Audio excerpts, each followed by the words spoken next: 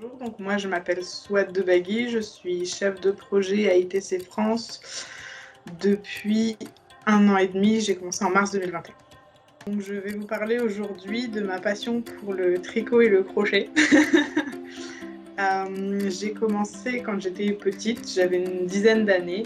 C'est en rentrant de l'école, j'ai décidé que j'apprendrais à tricoter, donc j'ai demandé à ma maman de m'apprendre à tricoter. J'ai continué jusqu'à l'âge adulte et j'ai vraiment repris pendant le confinement, pendant la période du Covid où on ne pouvait rien faire à part rester chez soi et faire des activités. Donc c'est à cette période que j'ai vraiment repris à plein temps et que j'ai aussi découvert le crochet qui est assez similaire. Donc forcément, j'ai commencé avec des petites pièces, des choses simples, les écharpes, les bonnets, qui n'ont pas énormément de connaissances, de connaissances basiques.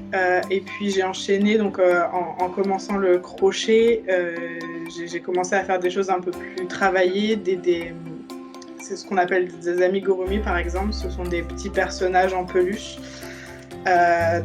Des animaux, ce genre de choses. Et en étant une grande fan d'Harry Potter, j'ai choisi de lier mes deux passions et j'ai commencé à faire aussi des personnages liés à Harry Potter. Donc mon premier c'était par exemple Dobby, l'elfe de maison.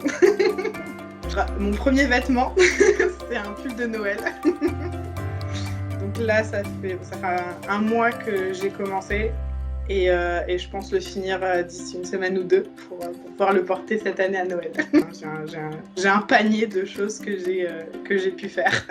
Je les garde, j'ai une collection dans ma chambre, ce que j'aime le plus, je les garde.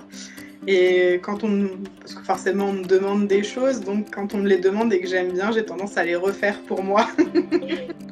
Donc ce que j'aime le plus avec le tricot et le crochet, c'est que ça me permet de m'évader, de vraiment arrêter de penser aux choses stressantes. Je suis perdue dans mes comptes, dans mes motifs, donc ça me permet vraiment de couper et d'avoir un moment zen. Et même pour les articulations, au niveau des mains, etc., c'est très bon. Donc comment joindre l'utile à l'agréable.